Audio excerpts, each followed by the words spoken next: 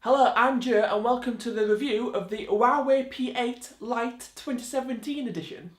We'll see if this Huawei phone can beat rivals such as the Lenovo P2 and the Moto G4. The P8 Lite has a 5.2-inch 2.5D screen.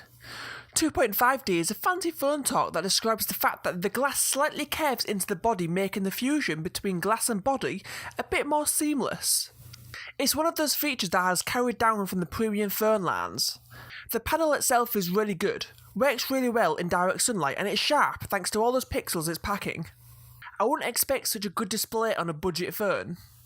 For a budget phone, it looks quite good. The two panels are both glass and the frame is plastic, but it doesn't look like plastic. It looks a bit more like aluminium.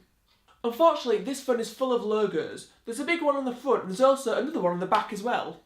Also on the back is the fingerprint sensor, and you know what? It's really fast. Sticking with the back of the phone is the main camera. You'll find a 12 megapixel shooter which is capable of 1080p video. For the most part, photos look really good. It's been really nice in Hull this week and I was shooting in favourable conditions. Nevertheless, photos came out really good. Better than expected for a so-called budget phone. Two things: sometimes subjects become a little underexposed, but if you pick it up during the shot, there are easy controls within the application that could help combat this. Second thing, it was strange that sometimes the P8 didn't pick up the focus straight away, but all they have to do is refocus and take the shot again. If you want an Android device that acts like an iOS device, then this is the one. For a manufacturer that makes such really good hardware, it's so surprising for Huawei to just blatantly copy iOS for so many of its software.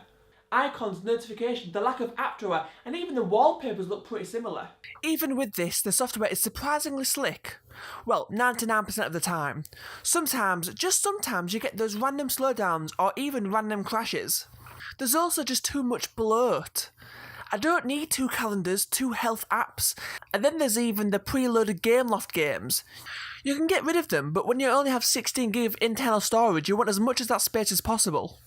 There are some good points. This phone actually runs Android 7 Nougat, which is brilliant, that I wouldn't expect any updates past this. The battery life is surprisingly good too. I was getting 2 or 3 days of light to medium usage on one battery charge. This phone really proves how good budget phones are now, and the Huawei P8 Lite is a solid piece of hardware. It's just a shame I don't like the software. Thanks for watching, I've been Joe, and I'll see you guys later. Bye bye.